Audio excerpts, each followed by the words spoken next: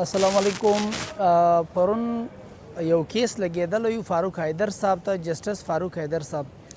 په هغه کې سوي سول د پاکستان یو بیرون ملک ته تو مسافر افلوډ کړی و له جهازه ایرپورټ باندې نیو پرې ایښی، نو هغه کیس راوړ های کورټ ته چې زه افلوډ کړم غیر قانوني. نو هغه کې بیا د اف آی ای والی راغلي ول، نو دا بیس او دا ارګومنټس او دا حالات د سټیټ کې په ریاست کې تر کومه حده هر اداره خپل تر جوریسډکشن اختیاراتو تجاوز کوي. په هغه کې کوېسچن باندې وکړه او د اف آی ای په افیسر باندې جسټس صاحب چې تاسې دا سړی ولې افلوډ کړو، کوم داسې ډاکومنټس یې ول کم ول چې تاسې دی افلوډ کړو، آیا کوم لازمي ډاکومنټس دي چې ته هغه اپلوډوی سي چې د سره نه ول. یو تر ټولو له مخه هغه ورته ول پاسپورټ اوریجنل و ورسره و یوه، دویم هغه ویزا اوریجنل وه، ټیکټان اوریجنل ول، 1000 امریکن ډالر یو ایس ډالر په اکاونټ کې پراته ول. دا څلور لازمي شیان دي چې له اف آی ای سره اختیارات دي کتلی سي او معلومولی سي، او په هغه باندې دی سړی افلوډوی هم سي، راګرځولی هم سي که په دغو کې مسله راسي.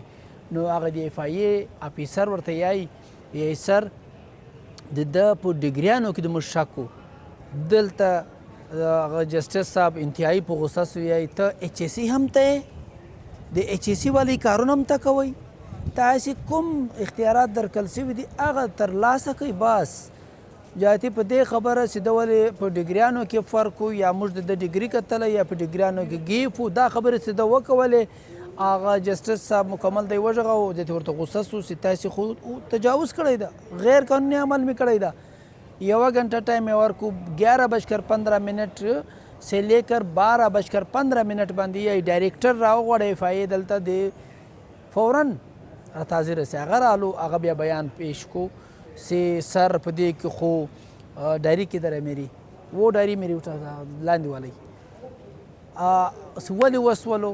هغه یو رپورٹ پیش کو، سر اتنے سارے پاکستانی جو ہے وہ اپلوڈ ہو جاتے ہیں، وہاں سے ڈیفالٹ ہو جاتے ہیں، ہمارا گرین پاسپورٹ جو ہے وہ بدنام ہو جاتا ہے، بہت ایسے کچھ مطلب بیان وکا هغه ورته لا از سمثینګ ایلس، اور دا د تاسې کوم پیش کړي خبرې دي دا یو څه مجلس نور ده، لہذا هغه خبرې کوه د قانون خبرې، د قانون مجلس دی ښه خوند کوي. دا کوم چې ته خبرې کوي هغه علي ضیا صاحب نومېدو. په دې کې ګوره ویلډ ویزا به وي، ویلډ پاسپورټ به وي، ټیکټ به وي، 1000 یو ایس ډالر به وي. دغه شیان به دوی کتی سي. د اف آی ای والی له دې اخواته نور شی نسي کتلی، نه د تا ډګریانې کتی سي، نه د تا انټنشن کتی سي، نه د تا منز ریا کتی سي، نه د تا ایکټس ریا کتی سي، یا اوس نسي منز ریا مطلب انټنشن. جج صاحب دا ورته ویل تاسې دا یې کښته کړی ده، تاسې یو هم داسې شی نسته، صرف د ده انټنشن مطلب د ده اراده، نیت، تاسې ته د ده نیت معلوم سو دی راکښته کو. خبردار سموار په ورځ باندې مکمل رپورټ پیش کړي. دا معامله به زه آینده ختم مومه درته، نو انشاءالله سموار په ورځ به بیا تاسو ته اپډیټ در کوم. دا به ډېره ښه غټه فیصله وسي که خدای کول. مننه کوم تاسو ټول. انورجان ناصر له های کورټ لاهور مخاطب یم.